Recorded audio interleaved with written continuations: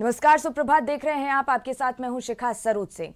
जाति जनगणना का ऐलान होते ही सभी राजनीतिक पार्टियों की सियासत अब चरम पर है और सभी अपने अपने दावे पेश कर रहे हैं, अपनी अपनी पीठ थपथपा रहे हैं और इसी बीच बयानबाजियों का दौर भी शुरू हो गया है। यह खास रिपोर्ट देखिए। कराने का जैसे ही ऐलान हुआ, इसकी क्रेडिट लेने की होड़ शुरू हो गई। राजनीतिक दलों ने मौका लपक लिया और खुद को इस फैसले का श्रेय लेने लगे। कोई इसे पीएम मोदी का मास्टर स्ट्रोक बता रहा है, तो कोई राहुल गांधी की सफलता। यूपी के पूर्व सीएम अखिलेश यादव ने इसे इंडिया अलायंस की जीत बताया। कांग्रेस के ऑफिशियल एक्स हैंडल से संसद में दिया गया राहुल गांधी का पुराना भाषण पोस्ट किया गया। जो मैंने वायदा किया था इसी हाउस में, यहाँ जाति जनगणना हम यहाँ करा के दिखाएंगे, आपको जो कहना है कर। बिहार की राजधानी पटना के चौक चौराहे पर आरजेडी नेताओं ने पोस्टर लगाया और ये बताने की कोशिश हुई कि जाति जनगणना कराने का केंद्र का फैसला महागठबंधन के संघर्ष का नतीजा है। और उस समय भी 15 में भी लालू जी ने बोला था कि जितने आरएसएस वाले हैं कान पकड़वा करके भी अगर करवाना पड़ेगा तो करवाएंगे। आज इनकी मजबूरी है, मजबूरी है, इन लोगों ने किया है, लेकिन विरोध इतने दिनों तक कौन कर रहा था लोग। तो कांग्रेस ने पोस्टर के जरिए बताया कि राहुल गांधी ने केंद्र को जाति जनगणना कराने को मजबूर किया और सरकार किसी की हो, सिस्टम गांधी का ही चलेगा। जब आरजेडी और कांग्रेस श्रेय लूटने में लगी हो तो जेडीयू कैसे चूकती, जिसके नेता नीतीश कुमार के मुख्यमंत्री रहते बिहार में जातीय सर्वे कराया गया और विधानसभा में आरक्षण का दायरा बढ़ाने वाला कानून पास हुआ। जेडीयू की तरफ से भी पोस्टर लगाए गए। नरेंद्र मोदी और नीतीश कुमार की तस्वीर के साथ लिखा गया, नीतीश कुमार ने दिखाया, अब देश ने अपनाया। इतना ही नहीं, जेडीयू की तरफ से सोशल मीडिया पर नीतीश कुमार का संसद में दिया गया 31 साल पुराना भाषण पोस्ट किया गया, जिसमें वे जाति जनगणना की वकालत कर रहे हैं। इस देश में 1931 में जात के आधार पर जनगणना हुई थी, कास्ट सेंसस हुआ था। उसके बाद से कास्ट सेंसस नहीं हुआ है। आज हर जाति दावा करती है कि मेरी आबादी इतनी है, मेरा ये इतना प्रतिशत है। इसलिए एक बार इस देश में जाति के आधार पर जनगणना हो जानी चाहिए और जात के आधार पर जनगणना करने के पश्चात जितनी भी जातियां इस देश में बसती है, सबको आबादी के हिसाब से आरक्षण दे दिया जाना चाहिए।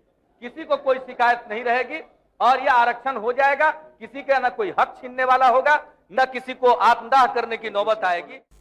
ये बताने की कोशिश है कि नीतीश हमेशा से जाति जनगणना और आबादी के हिसाब से हिस्सेदारी देने के हिमायती रहे हैं। फैसला मोदी सरकार का, और जब क्रेडिट विपक्ष ने लेना शुरू किया तो बीजेपी ने कांग्रेस और आरजेडी पर जोरदार हमला बोला।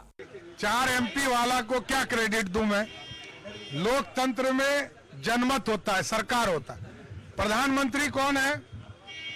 देश के यशस्वी प्रधानमंत्री नरेंद्र मोदी हैं। कैबिनेट से पास किसने किया? नरेंद्र मोदी की सरकार। क्योंकि राजद को काम करने का तरीका पता नहीं है, उनको लगता है कि सब जमीन हमारा ही है, हम ही हड़प ले। जैसे लालू जी ने कहा कि हम तो 1995-96 में यूनाइटेड फ्रंट की सरकार ने इसको पारित किया था, तो 1995-96 में पारित हुआ तो आज तक लागू क्यों नहीं हुआ? 10 साल तक केंद्र में लालू जी के समर्थन से सरकार थी। सभी पार्टियां जाति जनगणना पर श्रेय लेने की होड़ में हैं। वहीं सियासी पंडित इस विपक्ष के मुद्दे को खत्म करने के लिए मोदी का दांव बता रहे हैं। साथ ही इसके क्या फायदे और नुकसान हैं, उसका भी आकलन लगाया जा रहा है। ब्यूरो रिपोर्ट, कशिश न्यूज। हमारे सहयोगी जुड़ गए हैं। राजीव, बिहार में कुछ ही दिनों में विधानसभा चुनाव होने हैं और इसके ठीक पहले जाति जनगणना का जो ऐलान हुआ है, एक तरह से बिहार में सियासी भूचाल आया हुआ है। सभी राजनीतिक दल क्रेडिट ले रहे हैं, अपनी अपनी पीठ थपथपा रहे हैं, बयानबाजी भी जमकर हो रही है।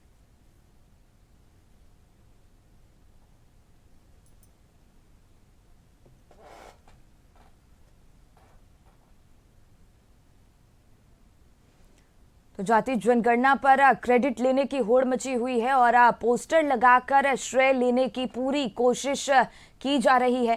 कांग्रेस आरजेडी की तरफ से भी जाति जनगणना को लेकर पोस्टर लगाया गया। जेडीयू ने भी नीतीश कुमार का पुराना पोस्ट किया है और बीजेपी ने मोदी का मास्टर स्ट्रोक इस पूरे फैसले को बताया है। तो अब इसको लेकर राजनीति जो है वो चरम पर पहुंच गई है और सियासी भूचाल मचा हुआ है। बिहार की अगर बात की जाए तो तमाम राजनीतिक पार्टियों की तरफ से अपने अपने दावे पेश किए जा रहे हैं, अपनी अपनी पीठ थपथपाई जा रही है, क्रेडिट लेने की होड़ तमाम राजनीतिक पार्टियों की तरफ से की जा रही है और इसी बीच बयानबाजी का दौर भी अपने चरम पर है।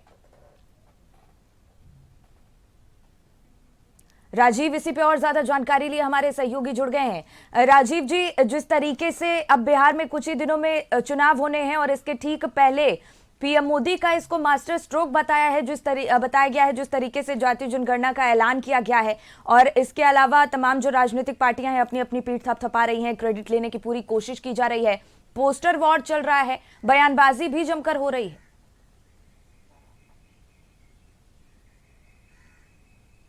जी देखिए शिखा, ये होना ही है, चूंकि चुनाव का वक्त है, बहुत करीब चुनाव होने वाला है बिहार में और बिहार में जातीय गणना हो चुकी है और जातीय जनगणना की मांग भी हुई है और इसका नतीजा ये हुआ कि आज केंद्र सरकार ने फैसला लिया है। लेकिन इस फैसले में सभी लोग अपने अपने क्रेडिट लेने में लगे हुए हैं। भाजपा का कहना है कि जब बिहार में जातीय गणना हुई थी उस समय हम लोग केंद्र बिहार में सरकार थे, एनडीए की सरकार थी और हम लोगों ने फंडिंग दिया था, हम लोग हमारे वित्त मंत्री हुआ करते थे और जातीय गणना के लिए 500 करोड़ का फंडिंग हुआ था।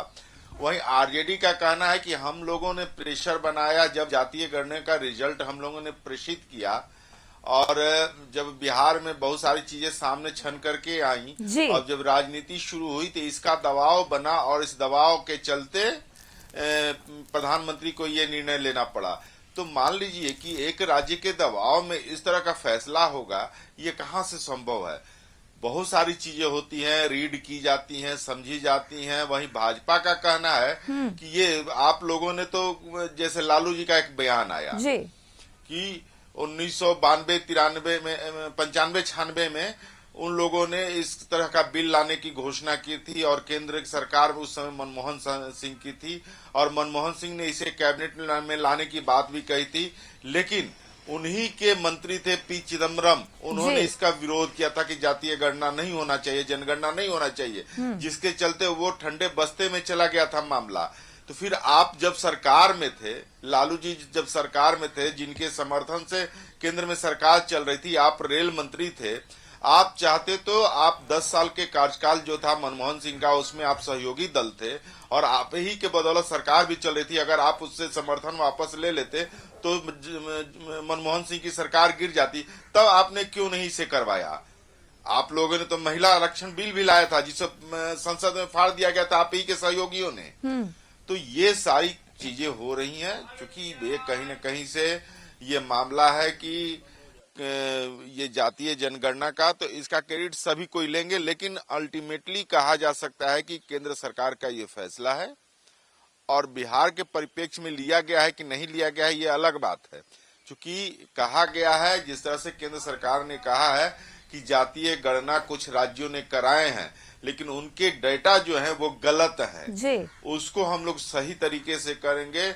वहीं जदयू के नेता इस पर कटाक्ष कर रहे हैं तेजस्वी यादव को लेकर के, घबराइए नहीं, हम लोगों ने तो जातीय गणना करा था तो उसमें आपके संपत्तियों का ब्यौरा नहीं प्रकाशित किया था और उसको आपने बताया भी नहीं। अब इस बार जब जातीय गणना होगी और उसमें जब आपके जो अवैध संपत्ति जो आपने अर्जित किए हैं उसकी भी गणना होगी और वो सार्वजनिक होगा, तब आपको मुंह की खानी पड़ेगी। तो ये सारी चीजें अभी चल रही हैं। बिहार में चुनाव है, बिहार में सरगर्मी तेज है, चुनावी माहौल पूरी तरह से तैयार है, प्लेटफॉर्म पूरी तरह से तैयार है और इसका ये नतीजा है कि सभी लोग इसका क्रेडिट लेने में की होड़ में लगे हुए हैं। बिल्कुल राजीव जी, और जिस तरीके से बीजेपी इसको पीएम मोदी का मास्टर स्ट्रोक बता रही है, वहीं अगर विपक्ष की बात करें तो उनका ये कहना है कि जातीय जनगणना का ऐलान तो हो गया है, लेकिन कब होगा, कैसे होगा, इसका ऐलान भी करना चाहिए।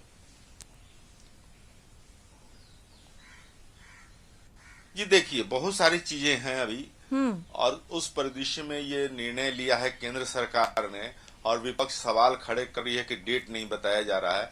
तो डेट तो ड्यू है, 2020-21 में ही ये जनगणना होना था, लेकिन कोरोना काल के चलते बिहार ही नहीं, पूरा देश ही नहीं, पूरा विश्व अस्त व्यस्त हो गया था। उस स्थिति में आर्थिक संकट की स्थिति बनी थी, बहुत सारी चीजें हुई थी, तो उस समय डेट नहीं अनाउंस हुआ। लेकिन अब चूंकि निर्णय हो चुका है और उन सभी चीजों पर केंद्र सरकार की नजर है और वो डेट भी बहुत जल्द उनका आ जा सकता है। हो सकता है कि बिहार चुनाव से पहले ही आ जाए, तो ये भी हो सकता है कि बिहार चुनाव के बाद आए वो डेट की हाँ जातीय जनगणना होना चाहिए। कास्ट सेंसस के अलावा पूरे जनगणना की बात होगी, क्योंकि सिर्फ कास्ट सेंसस की बात नहीं है, ये जातीय जनगणना की बात नहीं है, ये पूरे अभी जनगणना ड्यू है और ये एक तरह से बहुत बड़ा फैसला है। और इस फैसले का असर जब दिखेगा, जब पूरी तरह से ये प्रकाशित हो जाएगा, उसमें बहुत सारी चीजें, अभी हम लोग अंदाजन लगा रहे हैं कि हमारी जनसंख्या